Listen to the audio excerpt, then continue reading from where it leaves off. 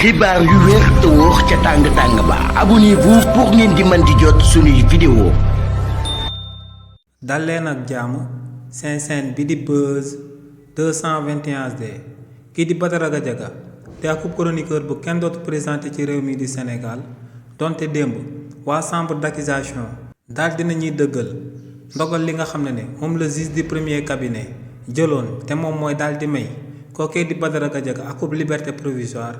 waaye loolee teewul kookee di Badara Gadiaga démb ci kaso bi la daal di fanaanaat mënut woon a dem daal di ñibbi. coo loolee nu mu demee moom mooy que ne kii di Badara Gadiaga ginnaaw buñ ko jëlee woon ñaari yoon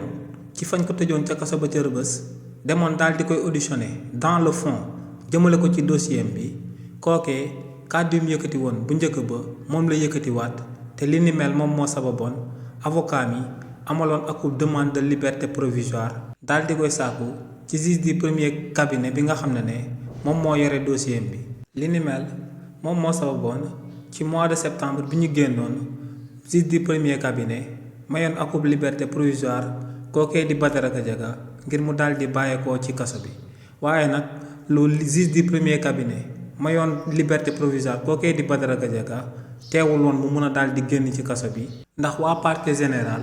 ñoom ñoo d'accordul woon ci ndogal li nga xam ne moom la juge du premier cabinet jëloon daal di def appel jëmale ko ci ndogalam bi daal di yóbbu coow loolee biir chambre d'accusation ngir ñu daal di neenal ndogal li nga xam ne moom la juge du premier cabinet daal di jël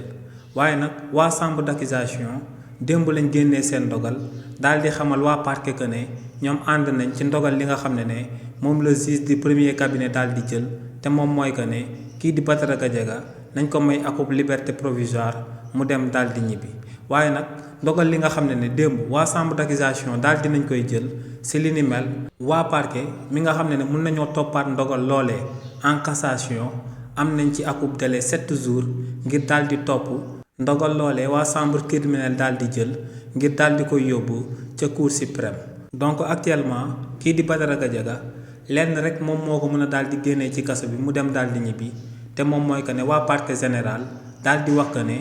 daal di nañuy renoncer ci cassation boobee nga xam ne mun nañ koo daal di amal ci jëmm kookee di Badara Gadiaga daal di koy yóbbu ca cour suprême te li ni mel bu fekkee ne waa parquet général daal di nañ koy amal kii di Badara Gadiaga dina toogaat lu mu dee benn mois ci kaso bi avant ñu koy daal di bàyyi mu dem daal di ñibbi définitivement daal di am liberté provisoire am boobee. donc waa parquet financier nag bu ñu renoncé ne dootuñ toppati kookee di Badara Gadiaga en cassation li ni mel mun naa sabab kii di Badara Gadiaga fii ak jeudi mu daal di génn dem daal di ñibbi waaye lu leer ba am moom mooy que ne ba waxtu bi ñuy wax nii kii di Badara Gadiaga donte waa chambre d'accusation daal di nañ koy may akub liberté provisoire waaye mu ngi ca kaso ba daal di tëdd. xibaar yu wér te wóor ca tàng-tàng ba abonnez-vous pour ngeen di mën di jot suñuy vidéo.